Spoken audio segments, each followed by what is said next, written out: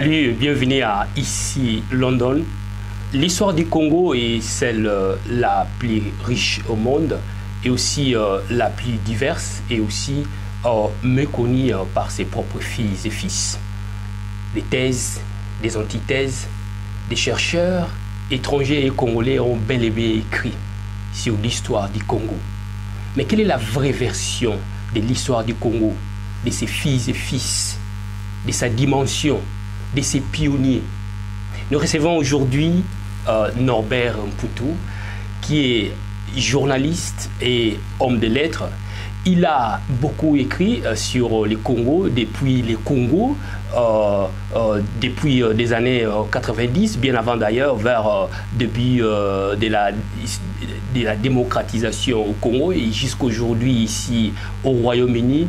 Il continue à écrire pour nous éclairer sur l'authenticité de l'histoire du Congo, de ses fils et filles, de ses pionniers, et notamment Lumumba.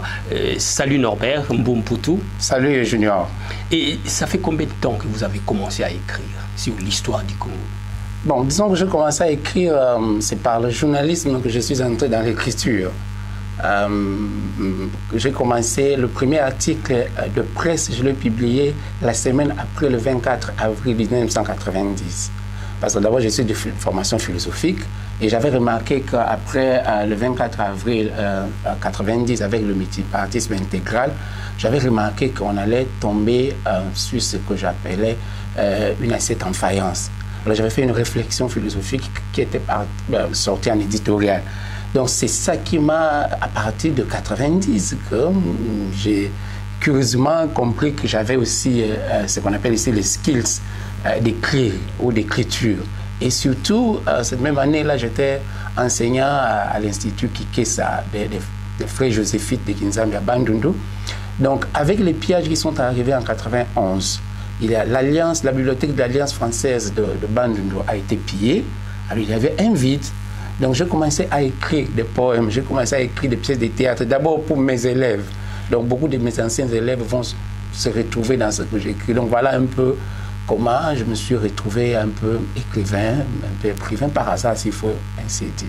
Donc je rappelle, à l'âge de 26 ans, vous étiez enseignant dans la ville de Bandundu et au même moment, vous avez déjà commencé à écrire. Oui, et c'est parce que c'est à 26 ans que je publie le premier livre de ma vie, qui est un recueil de poésie qui s'appelle Lueur mélancolique. Lueur mélancolique. En fait, il est sorti en 92 à la Pensée universelle à Paris, alors que je n'avais jamais vu Paris. Et quand vous lisez les premiers poèmes, en fait, vous voyez, nous sommes dans l'euphorie des années 90, où tout le monde avait dit, voilà, le pays, tout sera très bien. Mais moi, en tant que poète, je trouvais que on avait pris un mauvais départ. D'ailleurs, quand vous regardez par exemple le poème numéro 2, Mauvais temps, je décris pratiquement ce qui arrive aujourd'hui. J'ai dit dans ce poème-là qu'on nous parlait des temps à venir où les hommes seront debout et leurs pantalons assis. Voilà venir ces mauvais temps. On nous parlait du temps à venir. On nous parlait... Donc, je décris pratiquement, mais c'est un peu, vous savez, un langage imagé, parce que le poète, c'est qui? C'est quelqu'un qui rêve parfois. Et moi, à ce moment-là, je pensais que le pays, il avait une lueur, mais la lueur était une lueur mélancolique. Voilà que nous y sommes depuis. Dans ces recueils de poèmes, en fait, c'est sous quelle forme? En fait, c'était beaucoup plus politique. Hein? Oui, c'était politique, mais c'était plus, comment dire, symbolique. J'écrivais ça pour mes élèves. J'écrivais ça pour mes élèves. Projeter l'avenir. Projeter l'avenir, repenser le présent. Et surtout, essayer, et quand vous voyez, il y a beaucoup de poèmes d'amour dedans. Vous voyez, quand on a 26 ans, on se cherche, on cherche avec qui est-ce qu'on va faire sa vie, mais on analyse non pas seulement sa propre vie, on analyse aussi les farces des autres. Je vois ce livre, ce petit livre qui est apparu quand j'ai lu dans l'Alliance française, les farces des Binto, qui étaient de nos écrivains ivoiriens. Donc, c'est un peu ça, c'est cette poésie de jeunesse, mais c'est cette poésie aussi nationaliste. C'est l'engagement en fait. Oui, c'est une poésie aussi engagée. Puisque quand vous prenez l'histoire de la poésie africaine, avec les poètes de la négritude, les Senghor, les Césaire et les Damas, ils avaient pratiquement cet âge-là. 26 ans, 30 ans, quand ils ont commencé à écrire tous ces poèmes engagés. Parce que quand on a 20 ans, de 20 à 30 ans, on a le sang est chaud. Vous avez une autre vision. Voilà, on peut risquer. On peut risquer. Alors que quand on a 40 ans, 50 ans, on commence à penser à sa mort, on commence à penser à ses rejetés, on ne risque plus. Donc en fait, c'est depuis, à partir de ces recueils de poèmes que vous vous êtes engagé dans la littérature, voilà, notamment politique. À partir de ce recueil de poèmes que je me suis engagé vraiment dans la littérature et un peu dans le questionnement politique. J'ai eu la chance en tant que journaliste. J'étais directeur du journal Kimpangi à Bandundu, j'étais directeur du journal Salongo à Bandundu avant de venir à Kinshasa travailler dans la radio Ilikia. Très jeune déjà. Très jeune. Avant l'âge de 30 ans. Avant l'âge de 30 ans, avec des articles pratiquement chaque mois dans la revue catholique Renaître et dans toutes les autres revues catholiques. Donc, je prenais comme ça beaucoup de positions un peu engagées. Bon, voilà. C'est en fait, comme vous étiez enseignant, vous étiez aussi dans les séminaires, je le rappelle bien, c'est à partir de là où la radio Elikia, c'est la radio catholique, c'est parmi l'une des premières radios privées ou religieuses au Congo, en République démocratique du Congo. C'est là où la radio catholique vous a découverte en fait. Oui, en fait, ma découverte de la radio catholique s'est faite un peu... ma vie est pleine, ma vie d'écriture est pleine d'anecdotes. À cause de ma vie au petit séminaire et au grand séminaire, ma dernière année au grand séminaire, en 87, il y avait le cinquantenaire du petit séminaire de Bokoro, là où j'avais fait le petit séminaire. Et on m'avait demandé d'écrire un leaflet pour le cinquantenaire. Malheureusement, après 3 mois, je ne pouvais pas écrire le leaflet parce qu'il n'y avait pas de livre d'histoire. Donc je me suis senti obligé en tant que chercheur, parce que je faisais aussi des recherches pour le Centre d'études ethnologiques de Bandundu, dirigé par feu professeur Père Herman Okegel, qui était mon professeur d'anthropologie au grand séminaire. Donc je me suis décidé d'écrire un livre d'histoire de l'évangélisation du Maïndombe. D'ailleurs, c'est ce livre-là qui est sorti en 1998. 100 ans d'évangélisation du Maïndombe, oui, par le diocèse d'Inongo, voilà, par les pères. Donc j'ai comblé ce vide-là. Ça fait de moi un historien. Donc, c'est dans cette année-là du grand séminaire que je me rends compte qu'il n'y a pas un livre d'histoire de l'évangélisation du Maïndombe. Je me décide d'écrire un livre d'histoire de l'évangélisation du Maïndombe. Et le livre a été corrigé et puis dirigé par le père Léon de Saint-Moulin et père Franck Boutique. Donc vous comprenez qu'en matière d'histoire de l'évangélisation du Maïndombe, c'est un livre qui fait honneur, notamment fait Abbé qui était historien aux facultés à l'université catholique. C'est ça qu'il utilisait aussi dans la bibliothèque vaticane. Ce livre-là fait autorité actuellement sur l'histoire de l'évangélisation du Congo-Kinshasa. Et quand vous avez découvert, vous avez cet appétit d'écriture et la situation au pays ne change pas. Et votre premier recueil de poèmes, ça c'était avant le pillage de mauvais souvenirs, ça c'était en 91, et là la situation s'empire davantage et vous continuez toujours à écrire. Et il y a aussi un autre livre que vous avez écrit, je crois que c'était pendant la même période, Les Grenouilles incirconcis. Mais il y a une horreur là, c'est une horreur des frappes pour les grenouilles incirconcis. C'est parce qu'en principe, en bon français, on doit dire les grenouilles incirconcises. Exactement. Donc là, j'ai fait une erreur de grammaire, en fait, flagrante. Pourquoi? Le livre est écrit comme journaliste travaillant aux Nations Unies. J'ai été envoyé au Nord-Équateur pendant le temps de guerre. Donc j'ai fait Bomba, Lisala, Guémena, Gbado, avant d'arriver à Bangui. Je me rends compte, vous voyez, quand on est à Kinshasa, on n'a pas les réalités du front. On entend parler de la guerre, mais on ne connaît pas les réalités de la guerre. Mais quand j'arrive pendant le temps que nous faisons au Nord-Équateur, je me rends compte de ce que c'est la guerre quand on est sur la ligne de front. C'est-à-dire que j'ai vu, par exemple, dans un village, on devait enterrer une femme. Mais ça pose un problème parce qu'il n'y avait qu'un seul pagne. Donc le seul pagne avec lequel on devait enterrer la femme, si on enterre avec le pagne, l'autre femme comment ça va rester? Donc on était obligé d'enterrer la femme nue. Il n'y avait plus de cercueil pendant le temps de guerre. Entre au Nord-Équateur, tout le monde qui a fait le Nord-Équateur pendant la période de guerre va vous dire comment était la situation. On était rentré à l'époque, comme je dis, à l'époque de la pierre taillée. Donc je me suis rendu compte que s'il y a des gens qui disent qu'ils vont amener la démocratie dans la capitale en commençant une guerre à 2000 km, c'est une faute de grammaire. Donc, dans ce livre-là, je vais seulement dire que les rébellions sont des fautes de grammaire.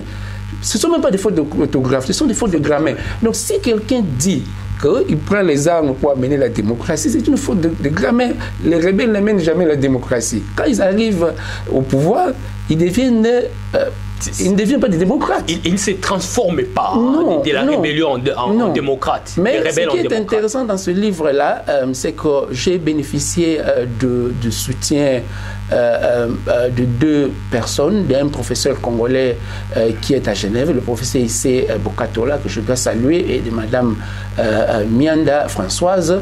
Le livre a deux parties. La première partie, j'ai fait comme tous les journalistes, j'ai fait une analyse de la situation des rébellions. J'analyse comment ça ne va pas.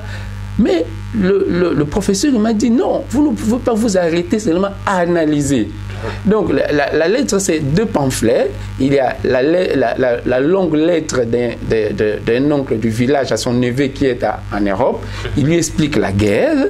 Parce que quand je suis arrivé ici en 2003, je me suis rendu compte que beaucoup de Congolais de la diaspora ne savaient pas au juste comment était la guerre. Donc j'ai fait cette fiction-là. Alors, ils m'ont dit, elle sera incomplète si je ne fais pas l'inverse. L'inverse, c'est la réponse d'un neveu de la diaspora à son oncle qui est au village, pour dire, ok, j'ai compris la situation, mais nous devons prendre des responsabilités.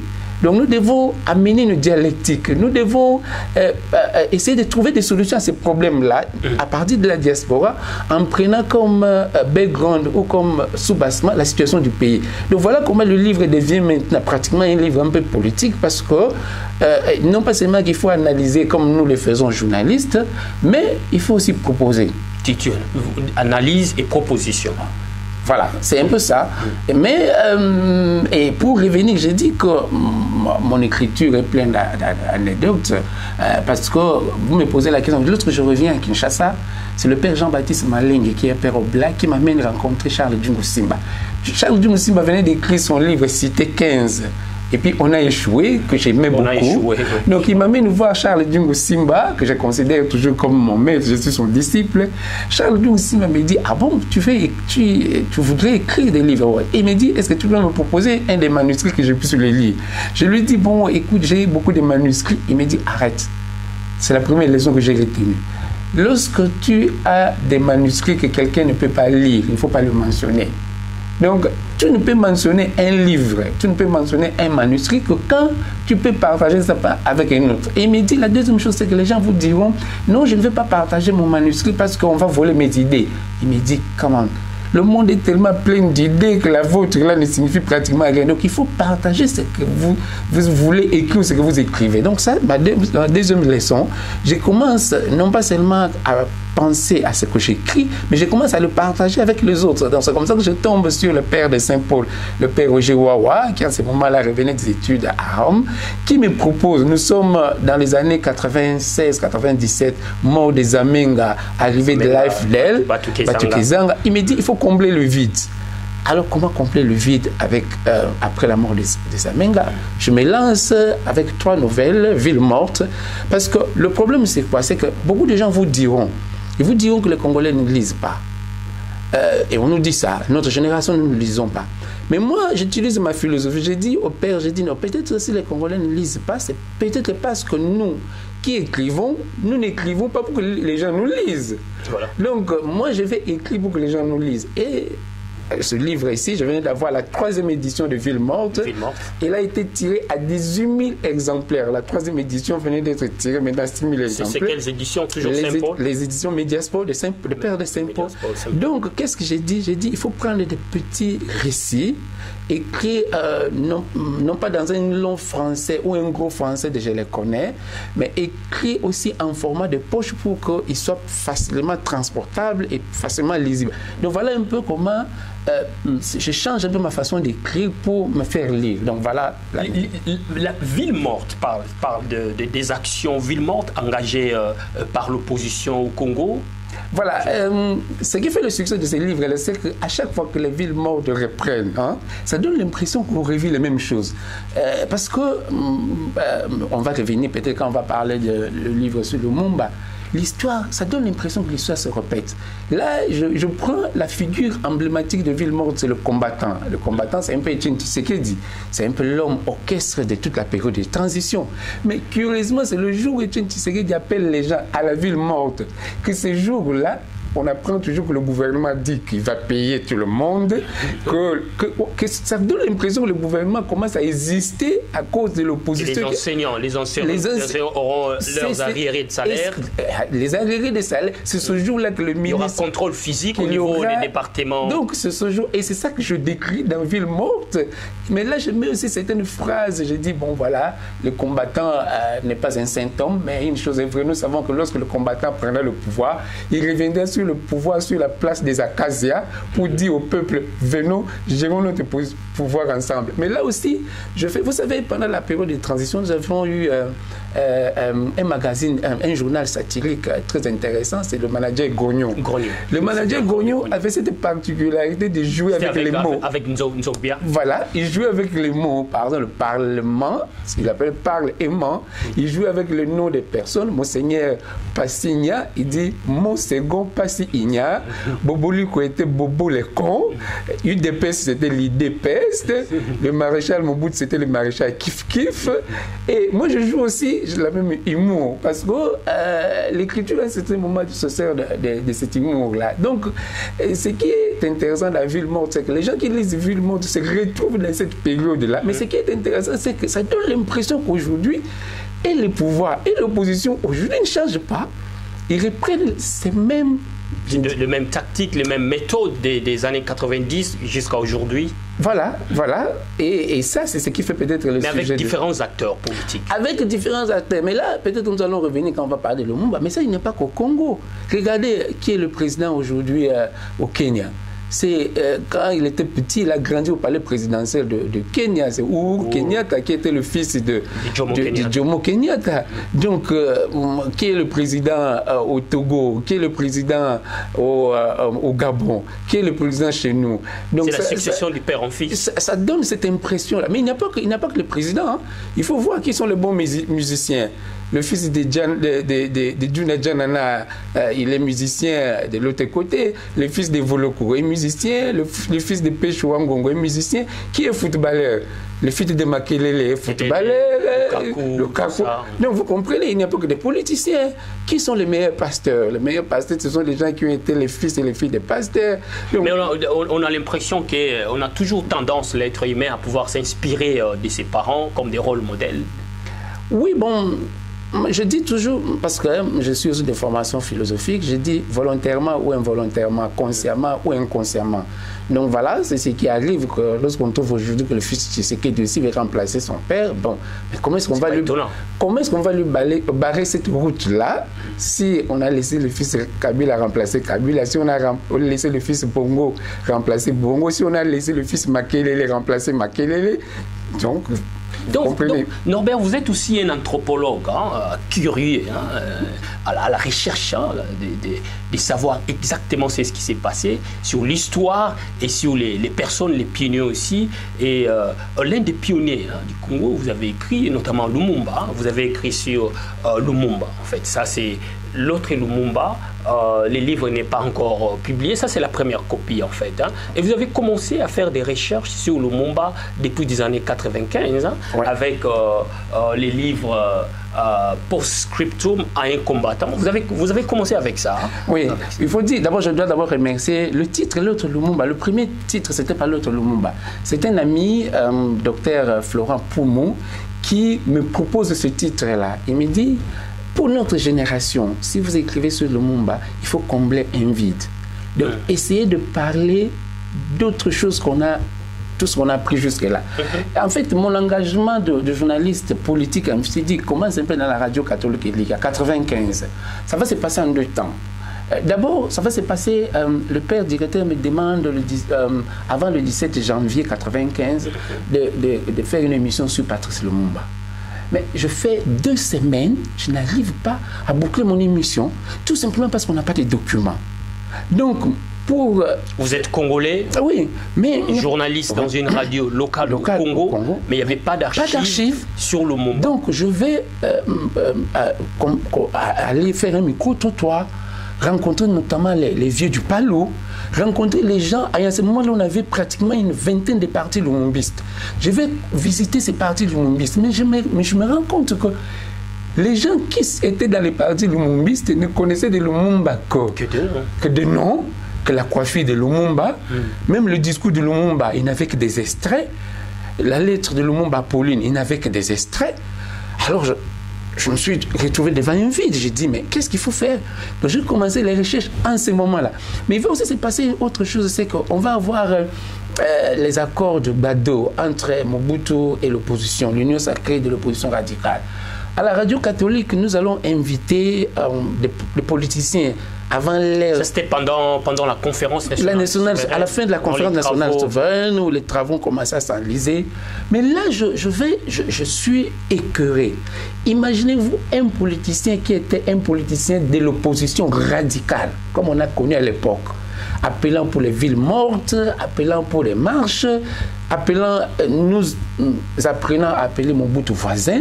Mais imaginez-vous que ce politicien-là, après Bado, il revient, il change de langage. Alors j'écris, qu'est-ce qui s'est passé? Donc j'écris post-scriptum à un combattant. En fait, je me mets dans la peau de ce politicien-là. C'est ce que nous vivons actuellement, les politiciens qui changent de langage. Donc je me mets dans la peau du politicien qui a envoyé l'adjoint de son parti au village pour battre campagne pour le parti. Imaginez-vous, pendant que le gars se trouve au village, lui qui est resté dans la capitale, il a déjà changé de position. Mais le gars qui est au village ne le sait pas.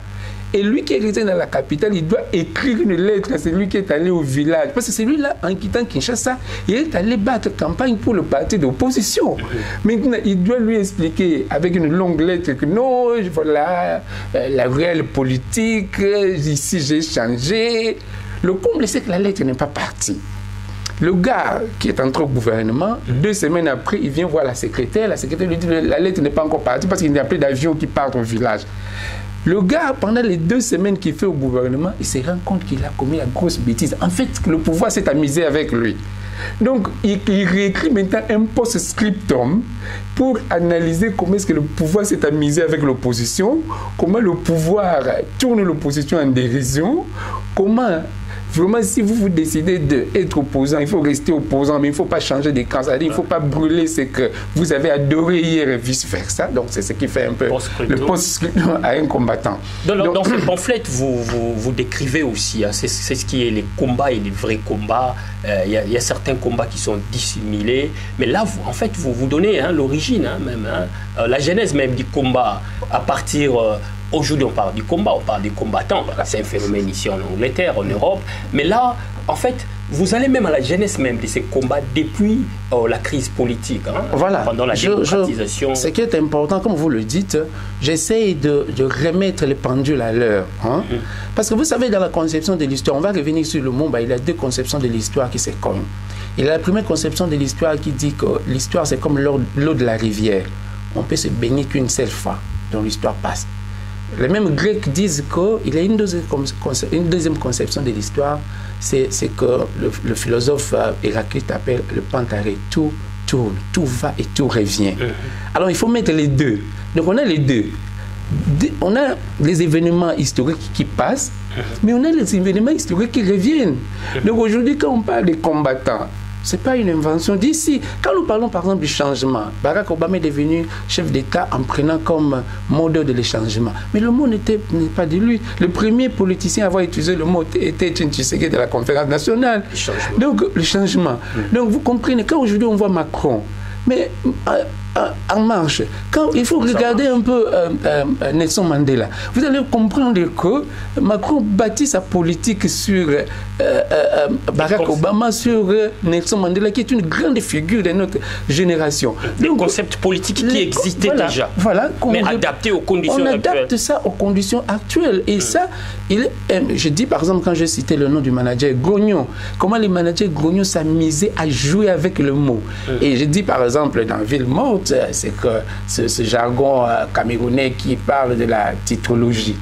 ou les titrologues. Rappelez-vous la phrase de Lunda Bululu, qui était le premier ministre de la transition. Il a dit, bon, ce sont des journaux au contenu creux, mais au titre pompeux. Mais pourquoi? Parce qu'on avait ce qu'on appelait le Parlement debout. Les gens n'avaient plus l'argent pour payer les journaux. C'est le même Premier ministre qui a dit la démocratie au dos de la cuillère. Voilà. Donc les journalistes ont commencé à faire la titrologie. C'est-à-dire vous mettez des grands titres. Parce que les gens n'ont pas le temps de lire tous vos longs français. Les gens ont besoin de lire le titre et puis de faire la route. Donc voilà comment l'écriture s'est adaptée à la situation qu'on avait à l'époque. Donc ce sont toutes ces petites choses-là qu'il faut, dans un langage un peu imagé parfois, rappeler. En fait, je vais rappeler, et c'est ça le livre de l'autre Lumumba. Oui, parlons de Lumumba, maintenant, parce qu'on en parle. Parlons de Lumumba. Il a dit lui-même, l'histoire dira un jour son mot et l'Afrique écrira sa propre histoire. En fait, c'est ça votre rôle des chercheurs, écrivains, anthropologues. Vous êtes en train de restituer en fait l'histoire de Lumumba à travers cette publication. Je rappelle bien, l'autre Lumumba n'est pas encore publié et ça sera publié quand en fait on va parler de Lumumba. La publication sera publiée. Bon, ça c'est un exemplaire qui me vient de l'imprimerie. Je suis en train de recorriger après, parce que ce qui s'est passé, c'est qu'il y a eu beaucoup de choses qui ont été écrites sur Lumumba. Mais dans ce qui a été écrit sur Lumumba, il y a beaucoup d'apocryphes. Il y a aussi beaucoup d'exagérations. Il y a aussi beaucoup de non-dits. Mais nous avons, par exemple, après la commission parlementaire belge sur l'assassinat de Lumumba, on a eu beaucoup de documents secrets sur Lumumba qu'on n'avait pas connus, que ceux qui ont écrit avant sur Lumumba n'ont pas connu, que nous aujourd'hui on peut connaître, qu'on peut avoir accès. Deuxièmement, nous avons la chance de rencontrer certaines personnes qui ont vécu avec Lumumba, qui n'ont plus jamais parlé. On a par exemple à Londres un vieux comme Albert Onawelo. Albert Onawelo, c'est un cousin de Lumumba, c'est lui qui assure pratiquement qui gère un peu les histoires personnelles de Lumumba quand il est assassiné. Donc ce type-là n'a jamais parlé. Donc ce sont des gens qu'on doit aujourd'hui questionner.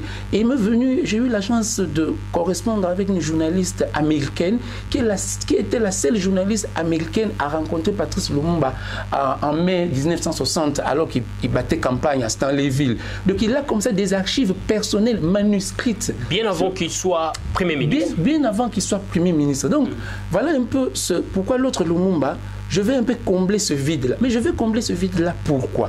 Pour notre génération, pour montrer quoi? Regardez, notre pays aujourd'hui se trouve dans cette répétition de l'histoire ou des crises. Alors, comment nous en sortir de là? Je vais prendre un modèle, le modèle ghanéen avec Jerry Rawlings. Jerry Rawlings a opéré plusieurs fois des coups d'État, mais Jerry Rawlings a bâti son modèle politique sur Kwame Nkrumah. Donc nous aussi aujourd'hui, je vais montrer tout simplement que nous, Africains actuels, nous, Congolais actuels, nous ne sommes ni orphelins, ni veufs. Donc nous avons une fondation sur laquelle nous pouvons bâtir un mouvement politique, une idéologie politique. Et comment est-ce que nous pouvons le faire? Nous devons voir quelles sont les limites, quelles sont les erreurs. Parce que, imaginez-vous, les Lumumba, c'était des gens qui n'avaient jamais fait les universités.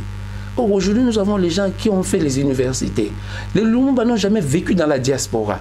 Nous, aujourd'hui, on a vécu dans la diaspora. Il y a un ami qui a fait ce commentaire, qui a dit, par exemple, que les deux anciens premiers ministres qu'on a eu, Matata Mponyo et puis Muzito, qui étaient des très bons gestionnaires de premiers ministres, si ces deux-là avaient eu l'occasion de vivre dans la diaspora, peut-être qu'ils auraient fait des miracles. Pourquoi? Parce que quand vous demandez à quelqu'un qui devient Premier ministre aujourd'hui au Congo, qui puisse rêver de faire, par exemple, les métros, vous comprenez que c'est un peu trop lui demander.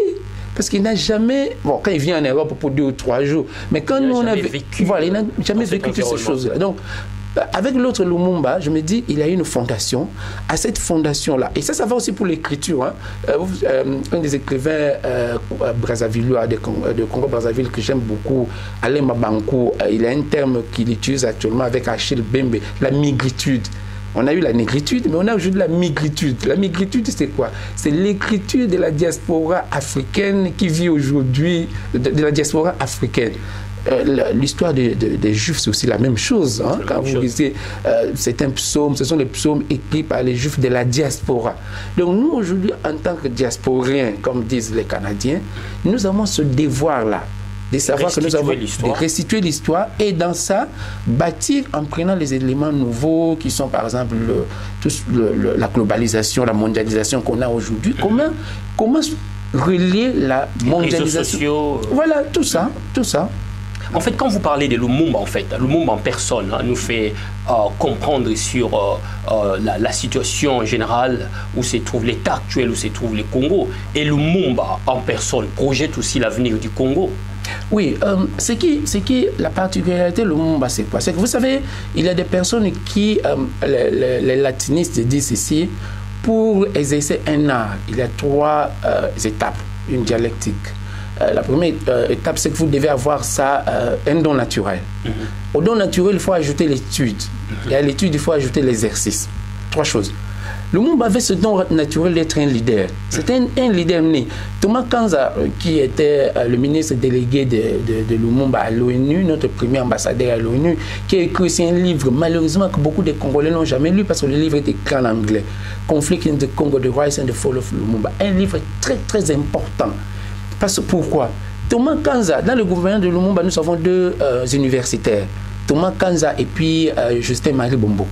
À la différence que Thomas Kanza avait déjà travaillé alors au bureau du marché commun, qui est aujourd'hui le bureau de la CEE. C'est Thomas Kanza qui organise l'arrivée de African Jazz pour accompagner les politiciens pendant la table ronde de Bruxelles. Parce que rappelez-vous, table ronde du 20 janvier au 20 février 60, on décide que l'indépendance c'est dans 4 mois.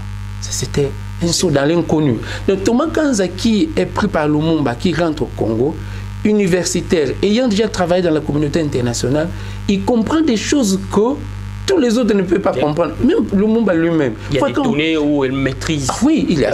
Quand on parle des Nations Unies, quand on parle des casques bleus. Parce que quand Lumumba a fait appel aux casques bleus, il pensait que quand les casques bleus arrivent au pays, c'est une armée au-dessus de l'armée nationale. C'est comme une invention. Oui, alors que les casques bleus, pour que les casques bleus puissent agir, il faut que le Conseil de sécurité puisse... C'est la même chose qu'on a aujourd'hui avec le grand débat qu'on a entre l'efficacité de la MONUSCO ou non. Les gens oublient que le problème de la MONUSCO, ce n'est pas le problème de la MONUSCO. Merci d'avoir suivi cette première partie de l'entretien avec Norbert Mpumputu. Dans la deuxième partie de cette interview, il nous fait les résumés de son livre Encore en chantier, intitulé L'autre Lumumba. Un livre absolument édifiant et révélateur. À travers cet ouvrage de plus de 20 ans de recherche, Norbert Mpumputu nous livre des secrets sur les événements lesquels ont concouru à l'arrestation puis l'assassinat de Patrice Emery Lumumba, mais aussi des politiciens de l'époque et du précaré lumumbiste.